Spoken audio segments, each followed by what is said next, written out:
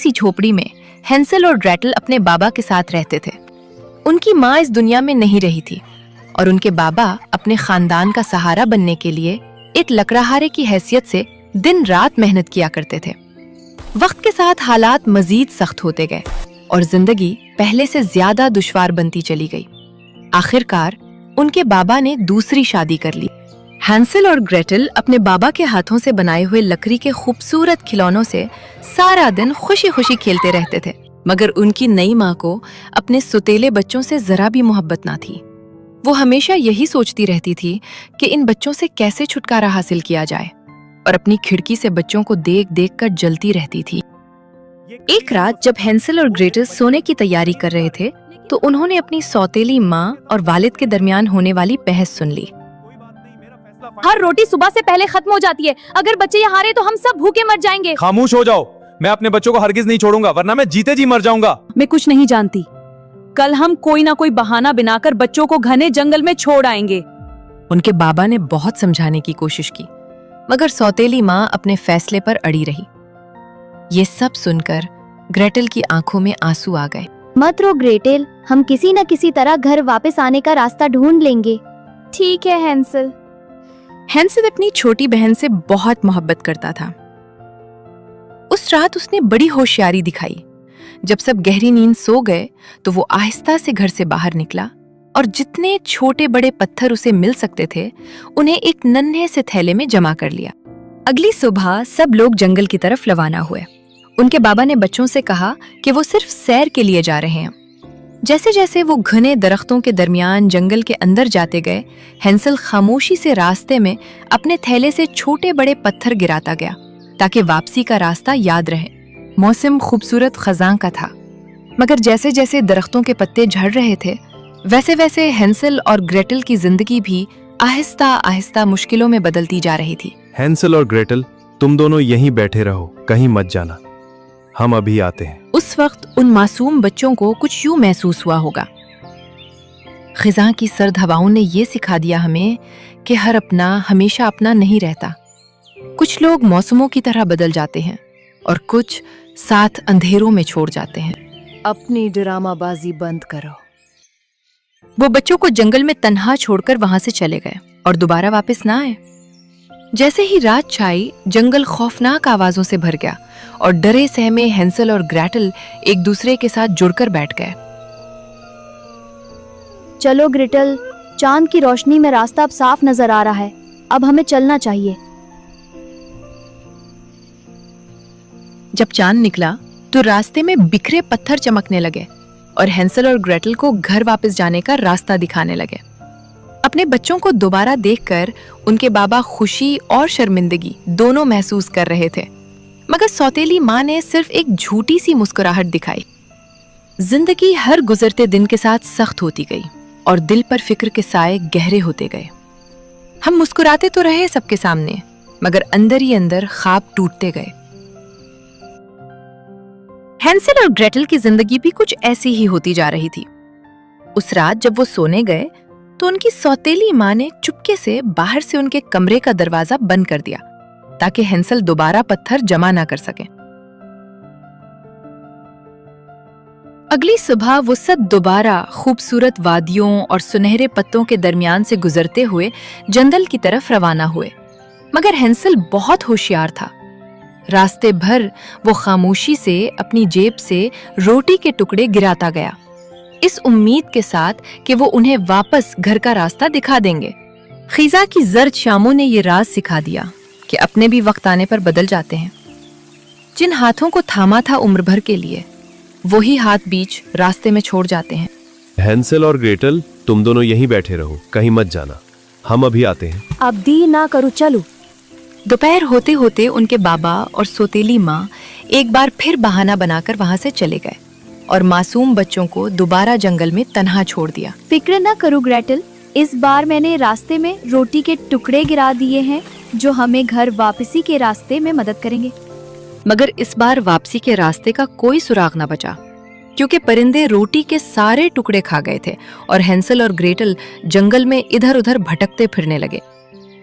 कई घंटों तक जंगल में भटकने के बाद अचानक उनकी नजर एक अजीबोगरीब घर पर पड़ी। ये घर बहुत ही अजीब है। मैंने ऐसा घर कभी नहीं देखा। उस घर की दीवारें बिस्किट की बनी हुई थीं। छत मीठी मिठाइयों से सजी हुई थी, जबकि खिड़कियां चॉकलेट की थीं, जिन पर रंग बिरंगी क्रीम लगी हुई थी। ये केक तो बहुत ही मजेदार लग रहे हैं। हाँ, और खुशबू कितनी अच्छी है। चलो खाकर देखते हैं। अपनी सारी थकन और खौफ को कुछ देर के लिए भुलाकर हेंसेल और ग्रेटल खुशी खुशी उस अजीबो गरीब घर की तरफ दौड़ पड़े, क्योंकि कई घंटों की भूख और तकलीफ के बाद उन्हें पहली बार उम्मीद की एक छोटी सी रोशनी दिखाई दी थी। मगर वो ये नहीं जानते थे कि हर चमकती हुई चीज हमेशा खुशी और सुकून नहीं लाती। कौन है जो मेरे प्यारे से मीठे से घर को कुतर रहा है? प्यारे से बच्चों, आप दोनों कौन हो और यहाँ क्यों आए हो? दुखी दिल के साथ हेंसेल और ग्रेटल ने उसे अपनी पूरी कहानी सुनाई कि किस तरह उनकी सौतेली माँ ने उनके बाबा को जंगल में उन्हें अकेला छोड़ने पर मजबूर कर दिया था। अकेले छोड़ दिए गए हो, बहुत भूखे होगे। चलो अंदर आ जाओ, तुम्हारे लिए बहुत सारा खाना तैयार है। मगर उस घर के अंदर का मंजर बाहर की खूबसूरती से बिल्कुल मुख्तलिफ था। घर अंदर से इंतहाई गंदा और डरावना था, मगर भूख और थकन की वजह से हेंसेल और ग्रेटल ने इस पर ज्यादा ध्यान ना दिया। बैठ जाओ प्यारे बच्चों और पेट भर के खाना खाओ। आपका बहुत बहुत शुक्रिया।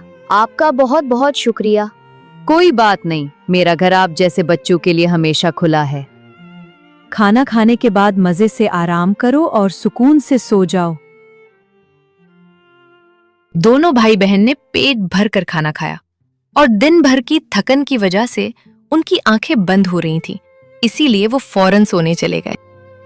शुक्र है हमें ये घर मिल गया। अब मैं खुद को बहुत ज्यादा महफूज महसूस कर रही हूँ। हाँ, शुक्र है। इतनी पुरसुकून नींद के बाद दोनों भाई बहन एक खूबसूरत और हसीन सुबह को जागे, जहां नर्म धूप खिड़कियों से अंदर आ रही थी।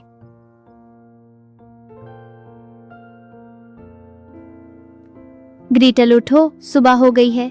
चलो इस अनोखे घर में घूमते हैं। ग्रेटल जल्दी आओ, देखो ये दरवाजा कितना अजीब है। आओ देखते हैं इस कमरे में क्या है। हाँ चलो देखते हैं क्या है इस कमरे में। जैसे ही उन्होंने दरवाजा खोला, वो कमरा बहुत सारे सोने और जवाहरात से भरा हुआ था, और ये देखकर दोनों दंग रह गए। अरे वाह, इतना सारा खजाना इस बूढ़ी औरत के पास कहाँ से आया? चलो दरवाजा बंद कर देते हैं, इससे पहले वो आ जाए।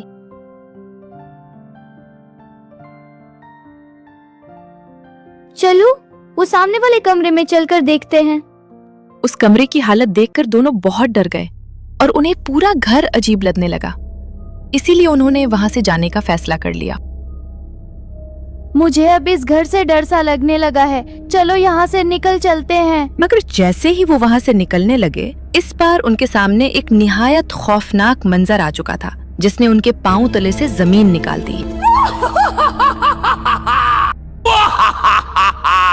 उनके सामने एक खौफनाक चुड़ैल खड़ी थी। उसे देखते ही हेंसेल और ग्रेटल खौफ से कांपने लगे। दरअसल ये वही मेहरबान बूढ़ी औरत थी जो असल में एक खतरनाक चुड़ैल निकली। तुम दोनों ने यहाँ खाना खाया, आराम किया, सुकून से सोए। अब मेरी बारी है।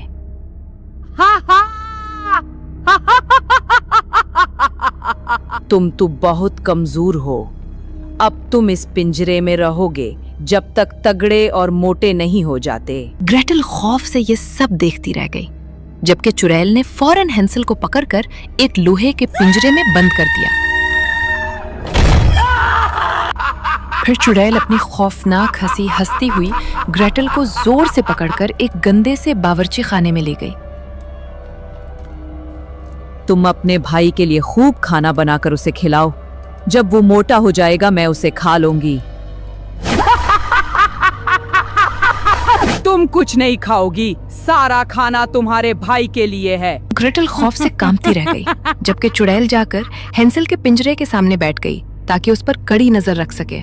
बेचारा हेंसेल दिल ही दिल में सोच रहा था कि एक तरफ जालिम सौतेली माँ थी और अब दूसरी तरफ ये खौफनाक चुड़ैल मिल गई। मगर हैंसल ने चुड़ैल की बात ना मानने का फैसला कर लिया था। जैसे ही चुड़ैल सो जाती, वो ग्रेटल के लाए हुए खाने को चुपके से जमीन में दबा देता और कई दिनों तक यही करता रहा। एक दिन चुड़ैल अचानक हड़बड़ाकर उठ बैठी, क्योंकि उसे काफी दिनों से हैंसल पर शक होने लगा था। वो समझ नहीं पा रही थी कि इतना खाना खाने के बावजूद हैंसल अब तक कमजोर क्यों था।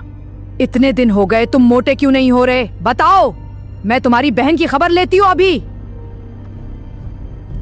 क्या अपने भाई को खाना नहीं दे रही? वो अब तक मोटा क्यों नहीं हुआ?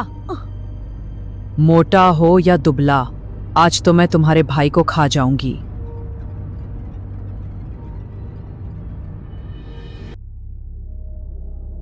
तुम्हारा भाई उस तंदूर में आज पकेगा। जाओ जाकर देखो तंदूर गर्म हुआ या नहीं। मुझे नहीं लगता तंदूर सही से गर्म हुआ है, आप खुद देख लो। हटो, मुझे देखने दो। ग्रेटल ने इस मौके पर बहुत हौसले से काम लिया। उसने रोना धोना बंद किया और गुस्से में आकर पूरी ताकत से चुड़ैल को जोर से धक्का दे दिया और चुड़ैल सीधी भड़कती हुई आग में जाकर जल गई। कभी कभी जिंदगी इंसान को इतनी सख्त आजमाइशों से गुजारती है कि खौफजदा बच्चे भी वक्त आने पर बहादुर बन जाते हैं। फिर ग्रेटल ने फौरन पास पड़ी एक हथौड़ी उठाई और भागती हुई हैंसल के पिंजरे तक पहुंची, जहां उसने जोर जोर से मारकर पिंजरे का दरवाजा तोड़ दिया। अरे वाह, मेरी बहन तो बहुत बहादुर निकली। शुक्रिया भाई, चलो जल्दी से भाग जाते हैं, आग बहुत फैलने वाली है। भागते वक्त हैंसल के जहन में अचानक एक ख्याल आया। उसने फौरन पास पड़ी एक खाली बोरी उठाई, क्योंकि वो जानता था कि उनकी मुश्किलों भरी जिंदगी में ये खजाना शायद एक नई उम्मीद बन सकता है।